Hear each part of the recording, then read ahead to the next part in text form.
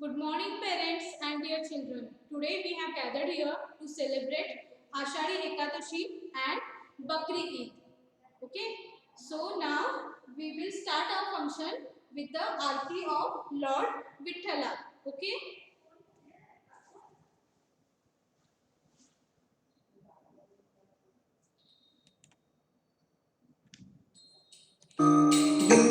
अठ्ठावीस विवरी उठा मामांगी रखुमाई दिव्य शोभा कुंडलिकाते धृति परब्रह्म आलिका चरणी वाहे भीमा हरि जगा जय देव जय देव जय देव जय देव जय पांडुरंगा रखुमाई वल्लभाई का वल्लभा पावे जीवदगा जय देव जय देव तुलसी माला गला करके बुनकटी कापे पीतांबर कस्तूरी लल्ला की देव सुरवर निधि भीति गरुड़ हनुमंत पुरे उभे राहती जय देव जय देव जय देव जय देव जय पांडुरंगा रखुमाई वल्लभाई का वल्लभा पावे जीवदगा जय देव जय देव वेणुनाद अनुचित्र काळा सुवर्णाची कमळे वनमाळा गळा राई रखुमाबाई राणीला सकळा ओवाळी ती राजा विठोबाचा बळा जय देव जय देव जय देव जय देव जय पांडुरंगा रखुमाई वल्लभाई का वल्लभा पावे जीवदगा जय देव जय देव ओवाळू वाढत्या कुरवंड्याई चंद्रभागे माझी सोडून देती दिल्या पताका वैष्णवनाथी पंढरीचा महिमा वर्णावा किती जय देव जय देव जय देव जय देव जय पांडुरंगा रखुमाई वल्लभाई का वल्लभा पावे जीवदगा जय देव जय देव आषाढी कार्तिकी भक्त जननीती चंद्रभागे मध्ये आनंदी करती दर्शन घेया मात्रे तय भूय मुक्ती विश्वासी नाम देव भावे लोवाती जय देव जय देव जय देव जय देव जय पांडुरंगा रखुमाई वल्लभाई का वल्लभा पावे जीवदगा जय देव जय देव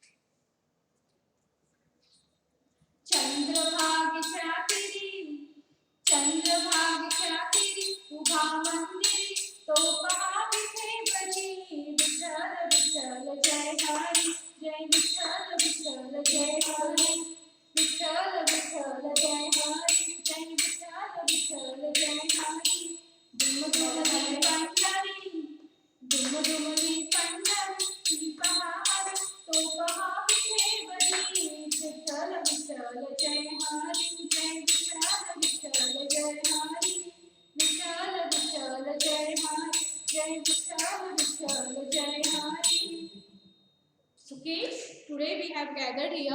to celebrate Bakri Eid and Ashadi Ekadashi. Okay, so I am going to explain you the story and the information about Ashadi Ekadashi, and Shilpa ma'am will explain the story and the importance of Bakri Eid. Okay, so usually this Ekadashi comes in this the month which we call this month as Ashad. So we called it as Ashadi Ekadashi.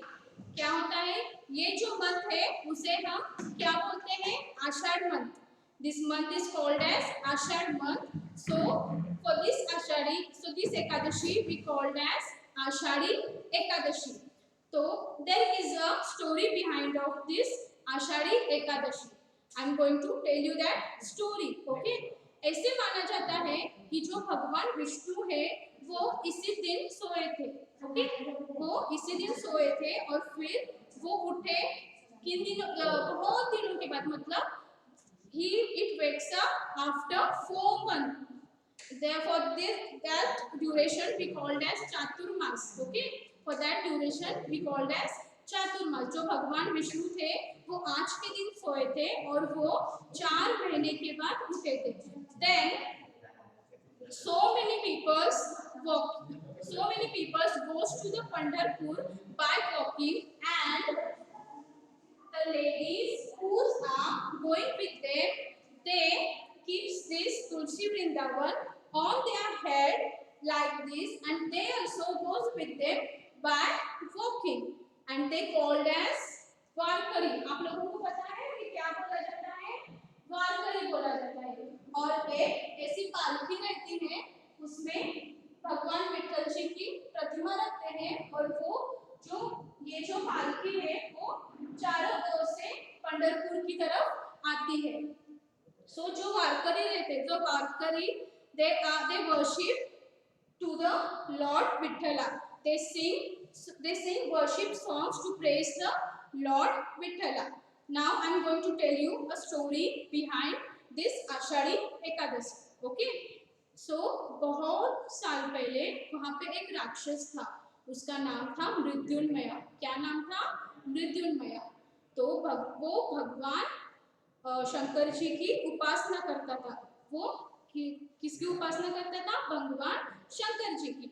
और उन्होंने उपासना कर, जो denim था उसने उपासना करके भगवान जी को प्रसन्न किया था. फिर भगवान शंकर ने वो जो मृत्युंजय था उसको एक वरदान दिया था कि वो कभी भी, उसको मृत्यु कभी भी नहीं आएगी, अमर रहने का वरदान दिया था. लेकिन वो वरदान के साथ उन्होंने उसको क्या बोला था, वहाँ अगर उसका कुछ भी बुरा होना है तो वो एक स्त्री करेगी, एक लेडीज करेगी जो उसे मार देगी. तो ये बात सुन के मृत्युंजय बहुत गुस्सा हो, उसको बहुत गुस्सा आया. इसलिए उसने क्या किया, सारे भगवान को मारने की कोशिश की. वो सारे भगवान को मारने के लिए निकल गया. तभी उस टाइम सारे भगवान जी जो है वो डर के भगवान शंकर जी के पास आए और उनको वो रिक्वेस्ट करने लगे कि प्लीज हमें बचाइए क्योंकि मृत्युंजय राक्षस हमें मारने के लिए आ रहा है. तो भगवान शंकर जी ने उन्होंने क्या बताया कि मैं कुछ नहीं कर सकता क्योंकि ये जो वरदान है वो मैंने ही मृत्युंजय को दिया है. तो फिर क्या होता है, सारे जो ये भगवान जी है वो एक गुफा में जाके बैठ जाते हैं. ओके, गुफा में जाके बैठ जाते हैं क्योंकि मृत्युंजय आपको पता ना चले कि हम सब वहाँ पे सारे भगवान जी बैठे हैं. ओके, फिर क्या होता है, जब वो सारे भगवान जी एक ही गुफा में बैठे हुए होते हैं तभी उनकी ब्रीथिंग में से एक देवी प्रकट हो जाती है. उसका नाम है एकादशी. क्या है उसका नाम? उस देवी का नाम है एकादशी. वो कैसे प्रकट हुई? उनकी ब्रीदिंग में से वो प्रकट हो गई.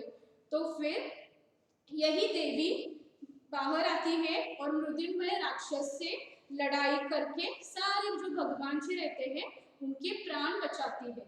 इसीलिए भगवान जी ने क्या बोला था मृत्युंजय को, एक स्त्री आएगी, एक देवी ही आप उसको मृत्यु दे सकती है. तो फिर जैसे ही वो देवी जो है उसके साथ लड़ाई करने लगी और फिर मृत्युंजय को उसने मार दिया और सारे भगवान जी को बचा लिया.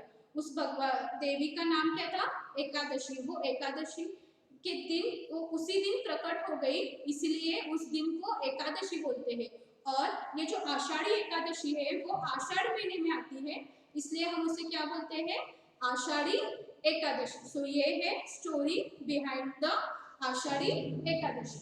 Okay, now Shilpa ma'am will tell you the story behind Eid.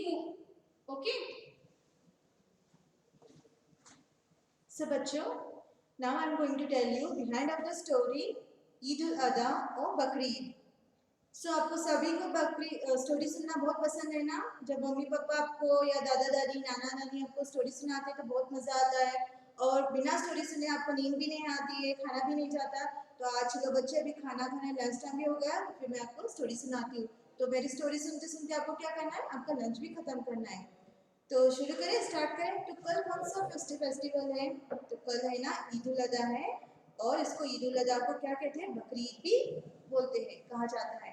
तो ईद उल अदा बकरीद सिर्फ हमारे इंडिया में ही नहीं, ऑल ओवर द वर्ल्ड भी इसको सेलिब्रेट किया जाता है। तो मत इसको बकरीद क्यों कहा जाता है, इसका मेन क्या है, किस लिए बकरीद मनाया जाता है? तो बकरीद मनाया जाने का जो है कारण, उसका नाम है सैक्रिफाइस। बकरीद सेलिब्रेट करते हैं सैक्रिफाइस के लिए। तो सैक्रिफाइस क्यों किया जाता है, इसका आपको मैं स्टोरी सुनाती हूँ। तो एक बार क्या होता है, इब्राहिम अलैहिस्सलाम जब सोए होते हैं नींद में, उनके नींद में एक सपना आ जाता है। तो सपने में क्या आता है, तो भगवान अल्लाह ताला ऊपर वाला आके उनके सपने में क्या करते हैं, उनका भरोसा देखने के लिए। भरोसा किसे कहते हैं बच्चों, कि मम्मी पापा भी सिखाते हैं आपको, और घर पे पूजा करते हैं, क्या कहते हैं कि हमको सभी को भगवान पे भरोसा करना चाहिए। हमको जो भी चाहिए वो कौन देता है, भगवान देता है। अगर हम सच्चे मन से जो भी काम करते हैं तो भगवान क्या करता है, हमारा साथ देता है। हमेशा सच्चाई से रहने वालों को, सच्चाई से काम करने वालों के बल और भगवान पे भरोसा रखने वालों के साथ हमेशा भगवान साथ देता है।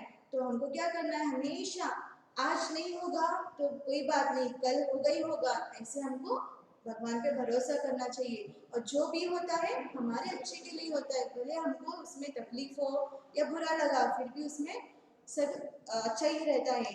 तो हमारे लिए हमारे भगवान माँ बाप से बढ़ के है। तो माँ बाप भगवान हमारे साथ हमेशा नहीं रह सकते, इसलिए उन्होंने क्या किया, हमारे माँ बाप को बनाया। तो हुजूर इब्राहिम सल्लल्लाहु अलैहि वसल्लम जब उन्होंने नींद में थे, तब उनके सपने में जो आते हैं अल्लाह ताला, तो उनको क्या कहते हैं कि मुझे आपके बेटे को सेक्रीफाइस करना है, मुझे आपका भरोसा देखना है, मुझे आपके मेरे पे कितना भरोसा है। तो भरोसा देखने के लिए उन्होंने क्या कहते हैं, आपके जो बेटे हैं इस्माइल अलैहिस्सलाम को मुझे कुर्बानी देनी होगी। कुर्बानी यानी सैक्रिफाइस, सैक्रिफाइस को कुर्बानी भी कहते हैं। बकरीद के दिन कुर्बानी करते हैं, कुर्बानी का मतलब सैक्रिफाइस है। तो क्या करते हैं, तो वो इब्राहिम जो है उन्होंने बिना सोचे समझे, मेरे अल्लाह, मेरे गॉड, तो मुझे ये चीज़ मांगा है, तो मैं बिना झिझके आगे पीछे बिना सोचे वो अपने बेटे को सेक्रीफाइस करने के लिए लेके चले जाते। तो इसमें क्या है, बिना सोचे समझे अपने बच्चों को कुर्बानी देना, सेक्रीफाइस करना छोटी बात है नहीं। अगर आप थोड़ी देर के लिए मम्मा पापा के सामने नहीं आओगे तो मम्मा पापा बहुत टेंशन में आ जाते हैं ना, आपको सारी जगह पे ढूंढते हैं।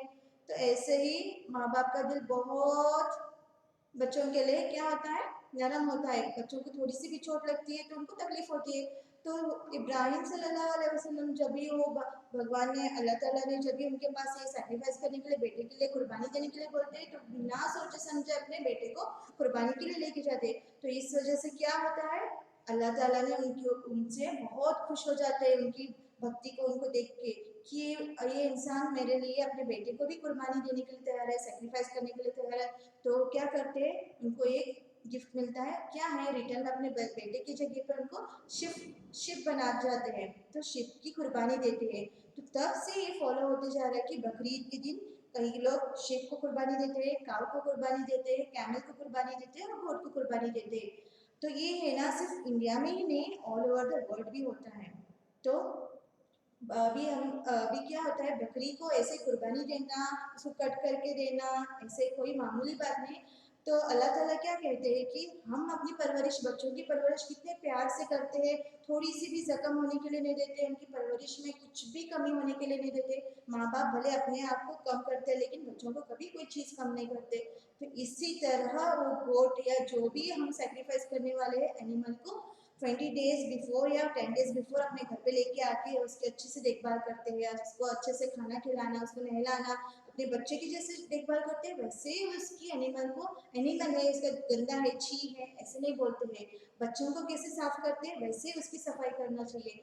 तो जब कुर्बानी की दिन आती है, कुर्बानी यानी ईद का जो दिन आता है, तो ईद कब कैसे मनाते हैं? एक दिन पहले हम चांद को देखो ईद सेलिब्रेट करते हैं। आज रात को हम ये जब चांद दिखाई देता है तो हम नेक्स्ट डे उसको ईद मनाते हैं। तो मेन क्या है, चांद देख के हम ईद सेलिब्रेट करते हैं।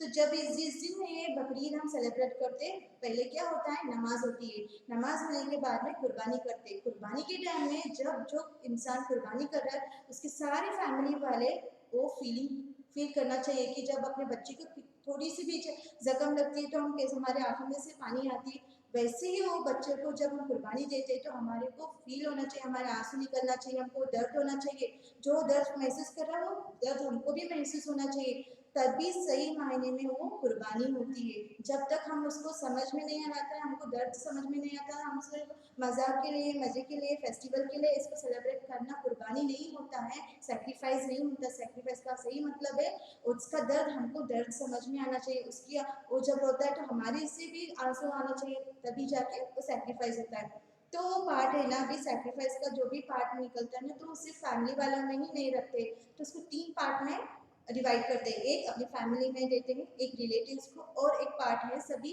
जो भी जिसको भी चाहिए, ज़रूरतमंदों को जिसको मिलता नहीं है खाने के लिए, ऐसे ज़रूरतमंद को ढूंढ के उनको ये बांटते हैं ये चीज़ों में।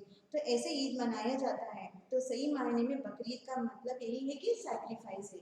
तो मुझे लगता है कि आपको बहुत अच्छी लगी होगी स्टोरी। Thank you.